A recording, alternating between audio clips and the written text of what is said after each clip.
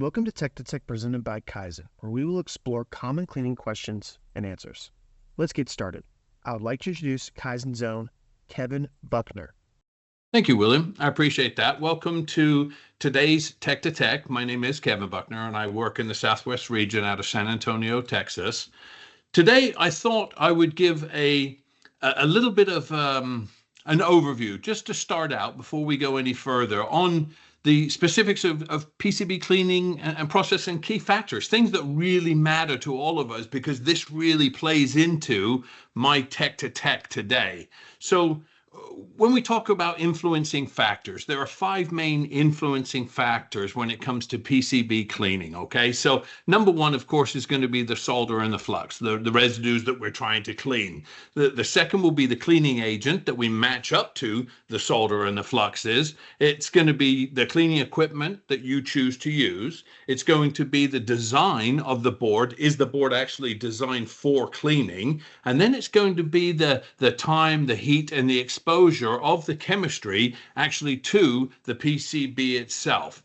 Those two, the heat exposure and the cleaning agent, are the most 2 important parts that we're going to cover today. So welcome to Tech, and we're talking about the process control system, or as we like to call it, the PCS. This is really, if you will, an introduction to autonomous control. We all know autonomous control because when we get in our cars, we set our side to 68 degrees on the temperature, and our partner sets it to 72 degrees on the controller there, and then we just kind of expect everything to happen, and it does. The environmental control system on the car itself actually keeps that temperature at 68 and the other side at 72. Well, that's what the PCS can do for you. So we say, what is the PCS? Well, it's actually true process control. The PCS not only monitors, but it also controls the dynamic changes that happen during your wash cycles. So it's really enhanced process and consistency. Consistency, a key word there. It maintains a desired concentration. You set that up into the system, and that's what you get out of the system. It really does one thing really, really well. It maintains, it adds water, and it adds chemistry, and that's very important. A lot of systems out there only add chemistry. They don't add water. This is a delicate balancing act between those two that the PCS can handle. One other thing I like to talk about is it minimizes the user exposure to chemistry, okay? So not only for the safety, enhanced worker safety, that's not really what it's all about, but what it does is it eliminates those downtimes that you have for the manual additions, the calculations that guys have to do, the taking of the samples. You have to take 3 samples. You then take an average of those 3 samples, and that's what you use as the concentration. This eliminates all of that. This is all done now within the PCS system itself. And of course, there's less chance for a spill. Anytime we have interactions, human factor, if you will, have interactions, there's always a chance that there's going to be a spill. So when I talk about no manual chemical adjustments, there are a few. You have to do them at the start when you're setting up the equipment, if you will, but then they tailor themselves out, and you become reliant on the readings that you're getting from the PCS. So the PCS does all the monitoring, and not only the monitoring, it also does the control of the concentration. Now, all of the adjustments they're all made through the software itself. So if you're finding you're running at 13%, you need a little more chemistry, you just go to the interface and make a change, and now all of a sudden you're running at that 14% concentration. PCS also comes a full set of alarms. So if something drifts out of parameter where it's supposed to be, whether it be concentration or temperature, you now have that satisfaction to know the PCS will alarm you or make corrections itself to bring it back into the concentration where it's supposed to be. Guys, this is 25 years of experience. This is the PCS. It has been around for 25 years. It's tried, it's proven. It is a very, very reliable piece of equipment to go onto your wash section itself. Some of the features and the specifications.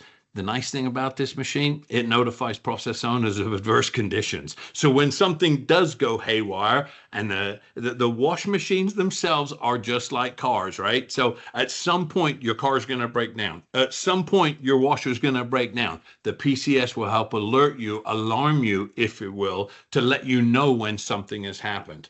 One of the biggest problems that we have with these machines is lack of water. Sometimes the water gets shut off. If you leave a valve on a handle on the incoming water supply, somebody comes and turns that valve. They just don't understand that that's a critical part of your wash process. And now the machine has no water. The machine functionality is not good at that point. The PCS lets you know that.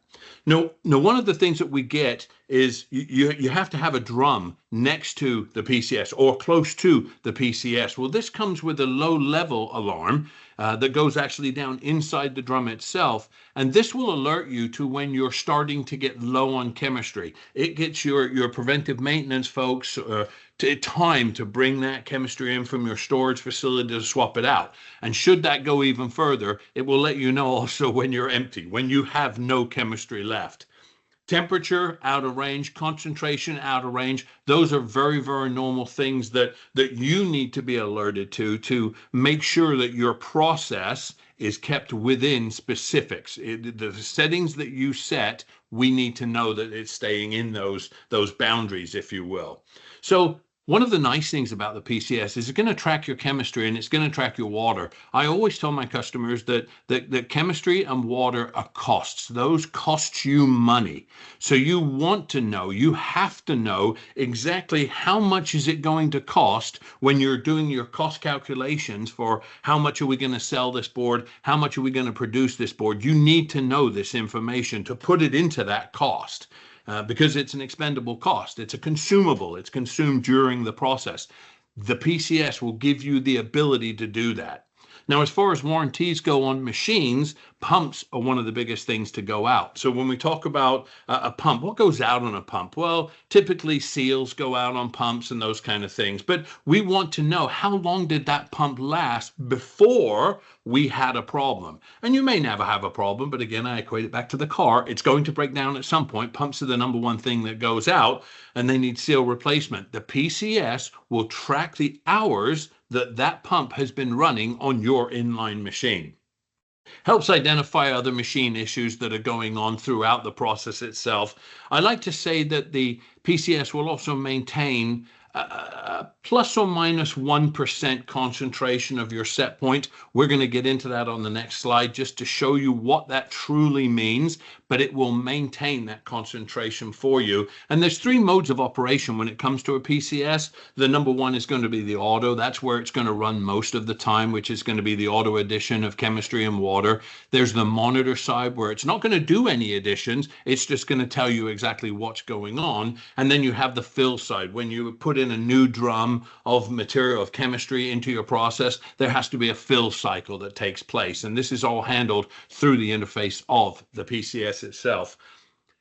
So I talk about true process control, referring back to our last slide. It is the automated and controlled entry of chemistry and water. And we can maintain that to plus or minus 1%. It eliminates operators making additions. Now, why is that so important? If you take a look at the chart, you can hold, if you look at the 17% concentration, that's a straight line going across. All of the others that are going on there are not, and they create what we call peaks and valleys. Peaks and valleys are additions of chemistry cause you to peak, which means you go higher in concentration. Additions of water cause you to valley. They cause you to go down in concentration. The goal is to keep that line as straight as possible. Avoid the peaks and the valleys. You can have small hills, if you will, but you've got to avoid the peaks and the valleys. PCS does this. It allows you to get rid of peaks and valleys and turn it into hills, if you will. And then it reduces your routine sampling. So when people have to interface with the chemistry, it reduces the amount of time that they have to go in and check the concentration. I always advise doing some type of checking, but it dramatically reduces the amount of sampling anyone's going to have to do. It's best suited for highly dynamic systems. That really tells you that it should be used on inline type pieces of equipment. The PCS, like I said before, this is 25 years of installation success. This is a very, very reliable piece of equipment. And better than that, it's compatible with any type or any brand of inline cleaning systems manufactured in the world today. As you can see, multiple different pictures of multiple different installations. There's a few frequently asked questions on this topic. The first one is a funny one because can I use a PCS on a batch style cleaner? Well, yes, you can. You absolutely can. Now, the difference between a batch cleaner and an inline cleaner is batch cleaners have 12 to 20 gallon tanks. An inline cleaner has a 60 to 80 to 100 gallon wash tank. It's a lot simpler to figure how much chemistry you need to add into a little 20 gallon tank or how much water you need to add, peaks and valleys, into a little 20 gallon tank than it is into an 80 gallon tank. A lot easier. So there are probably other devices available that may not do the same as the chemical and the water addition. Most of the machines nowadays, the batch machines, they come with some type of chemical addition. Doesn't handle the water side, but it handles the chemistry side. So you're probably better off on a batch machine using some type of monitoring device, as they typically come with a chemistry device, and then making changes with that. How do I get access to all the data recorded on the PCS? Very simple. It's a USB interface. The actual interface on the PCS itself will store all of the data that you have, and data is very small points, so it can store thousands and thousands and thousands and thousands of points. But that's downloadable to a USB, and then that USB can be taken and manipulated and then given to the people that need that type of information. So yeah, very simple. Just goes to a USB and you can download it. Why would I choose a PCS versus other type of control or monitoring system you offer? It all depends on your level of traceability. We go back to traceability. If you're doing military aerospace work, you're going to need a lot more data than is given through something very simple like a monitoring type device. If you're just trying to add chemistry, use the monitor, use the device that's on the machine, or buy something that's a lot cheaper. Or if you're going to need to know exactly what the concentration is, there's other ways to do that. But if we're talking about high reliability production type boards that are coming out of your facilities, the PCS gives you that traceability that you can use to defend your product. Okay, William, with that, I think I am done. Thank you very much for your time. I appreciate it. And if you have any questions on the PCS, please feel free to reach out to me or anybody at KYZEN, and we'll make sure somebody gets back to you. William? Thanks, Kevin. Thank you guys for watching this Tech to Tech session. If you would like to discuss this topic further or have any questions not answered in this session, please contact your local KYZEN regional manager or send an email to tech@kyzen.com, and we will have someone follow up with you as soon as possible. And if you like this video, be sure to follow us on our social media platforms for more expert cleaning content.